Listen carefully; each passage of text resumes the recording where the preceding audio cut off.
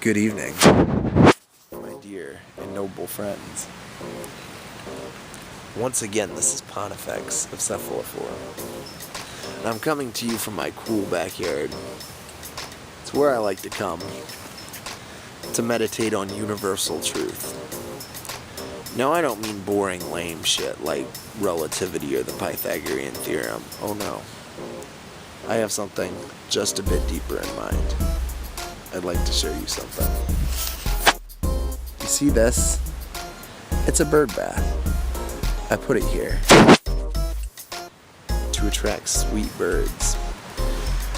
I thought that they would flock to me from miles around, sing me sweet and soothing lullabies. It would fill me with inspiration and help me continue the work that we've been doing.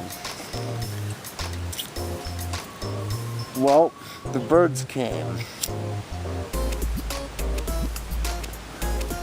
but they did not sing me any lullabies. I'll tell you what they did do. I'd like to show you something else. You see this chair? It's my good chair. I think it is sort of my throne.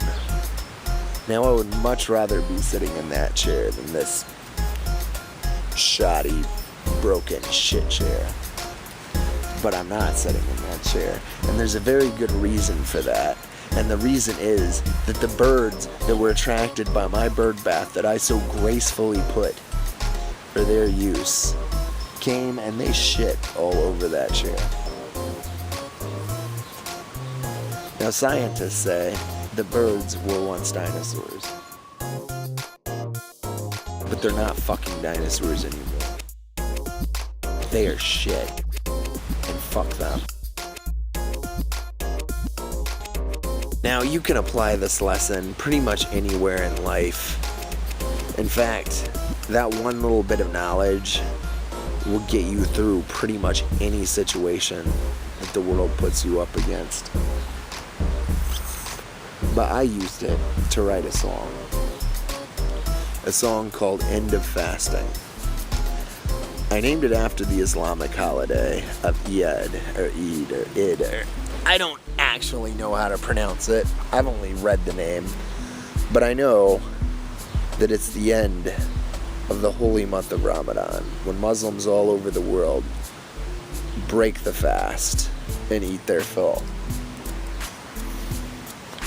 And eating your fill has been an important theme throughout much of my life. Now, as you may or may not know, a few times in my youth, I may have indulged in a few of the more profane pleasures the world has to offer, chemical pleasures, mostly. And as a result, I spent 7 years at the methadone clinic. It's a boring, squalid place. Now, when I was on drugs, I wanted nothing more than constant stimulation. I didn't want to stop. I saw a good thing and I wanted it all. And I had it all. I've experienced complete, perfect pleasure and abject misery. Like a lot of people, I'm sure, but still, it's a part of me. Now, when I was a child, I wanted nothing more than to be on drugs pretty much all the time. And I achieved that worthy goal. But once I did, I found that it was flat, featureless, boring. And then, at that point, eventually I began thinking that the true feast would be to abstain. Now, I don't mean that as in you shouldn't indulge, but constant indulgence becomes a sort of starvation. Nothing means anything to you. Anything you consume won't ease your hunger in any way. You'll always be ravenous, and opulence becomes austerity in that case. And for those 7 years that I was on methadone, I dreamed about the day when I would take the last drop and how sweet it would taste knowing that it was the last.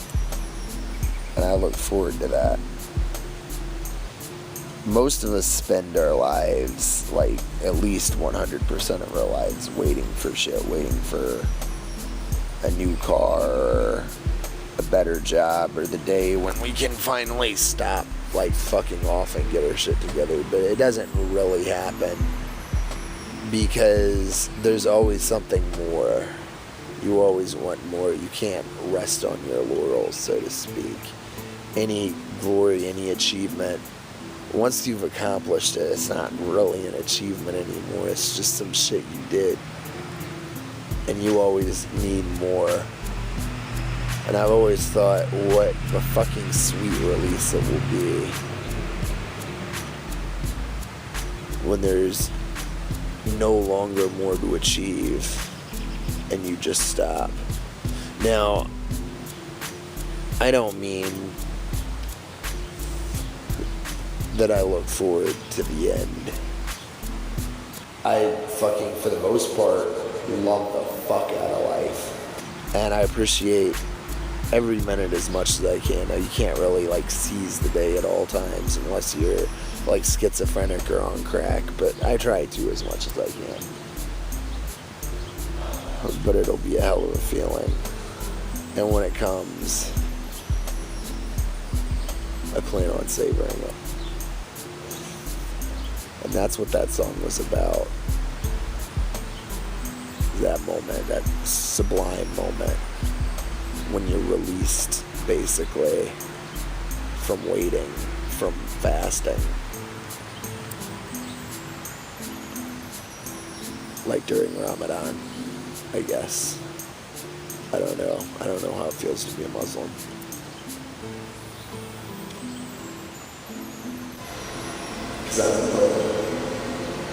Coming to you once again from my cool backyard. I hope you all have a wonderful evening.